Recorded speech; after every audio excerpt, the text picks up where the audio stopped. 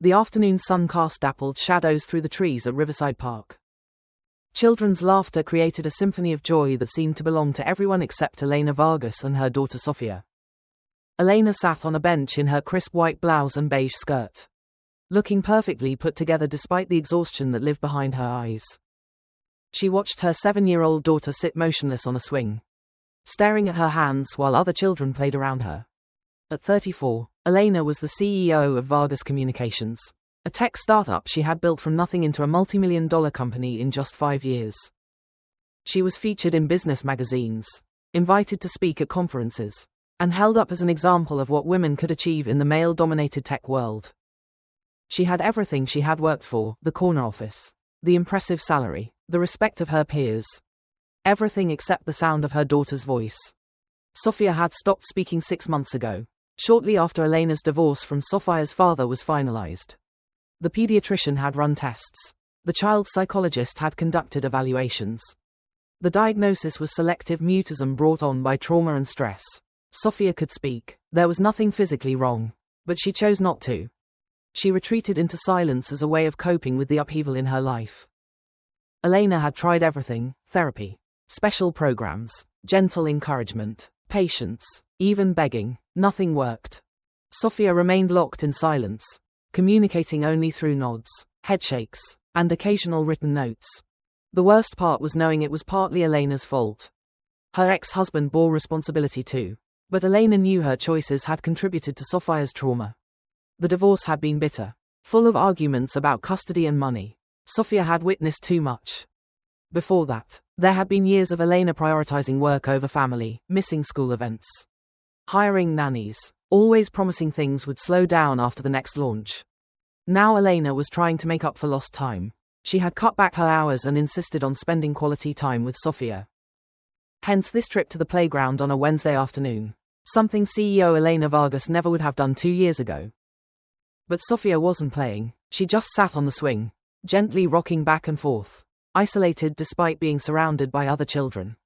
"Elena, sweetheart," Elena called gently. "Would you like me to push you?" Sofia shook her head slightly. Not rude, just absent, somewhere else. Elena's heart broke for the 1000th time. This beautiful, intelligent child who used to chatter constantly, who used to sing made-up songs, who used to have opinions about everything.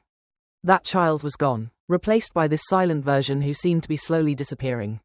A man approached the swings with a young girl of about 8 or 9.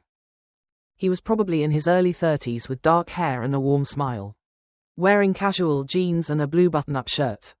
The girl wore a pink dress, her hair in a long braid, and she was already talking animatedly.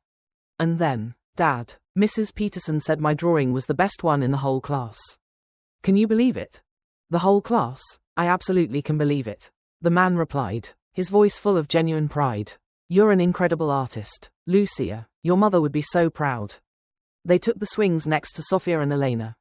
The man helped his daughter onto the swing, then noticed Sofia sitting motionless. "Hi there," he said kindly to Sofia. "Would you like me to push you too? I am an excellent pusher. Just ask Lucia." Sofia didn't respond. Elena stood up quickly, preparing to explain. But before she could speak, the man held up a gentle hand and knelt down in front of Sofia's swing so he was at her eye level. He didn't touch her or invade her space. "My name is Sebastian," he said softly. "This is my daughter Lucia. We come to this park every Wednesday because it's got the best swings in the whole city." Some people might say that's a silly reason to love a park. But I think the quality of the swings is very important. Don't you? Sofia didn't respond, but Elena saw something shift, a slight tilt of her head. A flicker of attention.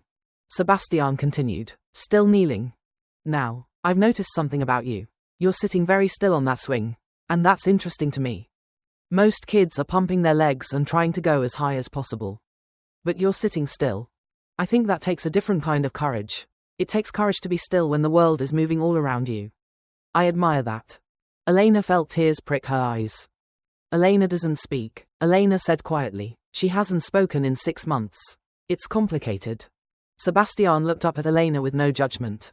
No pity, just understanding. "I imagine it's very complicated," he said. "Life usually is." He turned back to Sofia. "Would it be okay if Lucia and I swing next to you?"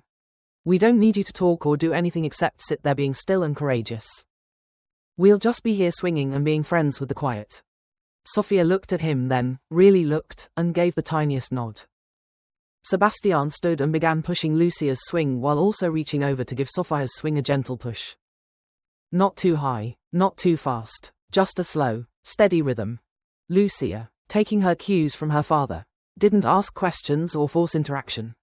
She just swung and occasionally commented on birds, clouds, flowers, with no expectation of response. Elena watched, mesmerized, as something impossible happened. Sophia's shoulders relaxed slightly, her grip on the swing chains loosened. She wasn't participating exactly, but she wasn't completely withdrawn either. She was present. After about 10 minutes of comfortable silence, Sebastian spoke again, his tone conversational and easy. You know, Sophia, my wife died 2 years ago, Lucia's mother. For a long time after that, Lucia didn't talk much either, not because she couldn't, but because words felt like too much. I understood that sometimes the world asks us to explain ourselves when we don't have explanations. Sometimes being quiet is the only honest response to things that don't make sense. Elena's breath caught. Lucia piped up, her voice matter of fact. I used to talk to Mommy all the time, but then she died and I didn't know how to talk without her listening. Dad says that's okay, he says we all process things differently. That's exactly right, Sebastian confirmed, and eventually Lucia found her words again. Not because anyone forced her, but because she was ready. In the meantime, I learned that silence can be its own kind of communication. Silence can mean I'm hurting or I need time or I'm here but I can't perform being okay right now. That's all valid. Sophia was looking at Sebastian now, her eyes wide and focused. The thing about words, Sebastian continued, pushing both swings in a steady rhythm, is that they'll be there when you need them. They don't go anywhere, they wait. And when you're ready, if you're ready, they'll come back, but there's no rush. The world can wait, your mom can wait, we can all wait. He glanced at Elena. Right, Mom, we can wait. Elena nodded, tears streaming down her face. We can wait as long as Sophia needs. They swung in silence for a while longer. Then Lucia said, Sophia, would you like to see the flowers over there? They're really pretty. You don't have to say anything. You could just come with me and look at them. To Elena's astonishment, Sophia climbed off the swing and walked with Lucia toward a patch of wild flowers. Not running, not skipping, but walking with a purpose, the first purposeful movement Elena had seen from her daughter in weeks. Elena and Sebastian stood side by side watching the girls examine the flowers. Thank you, Elena said, her voice breaking. I don't know what you did, but thank you. I didn't do anything, Sebastian replied. I just saw a child who was struggling and remembered what that struggle looked like. Lucia went through something similar. Losing her mother was devastating. She withdrew completely for about 4 months. What helped? Elena asked desperately. Time, Sebastian said simply, and knowing that I wasn't going to force her to be okay before she was ready. I think kids pick up on adult anxiety. They know when we're desperate for them to be better, and that pressure makes everything worse. So I had to learn to be okay with her not being okay. To trust that she'd find her way back when she could. Thank you for listening to today's story. Don't forget to like, share, and subscribe to support the channel. See you in the next story.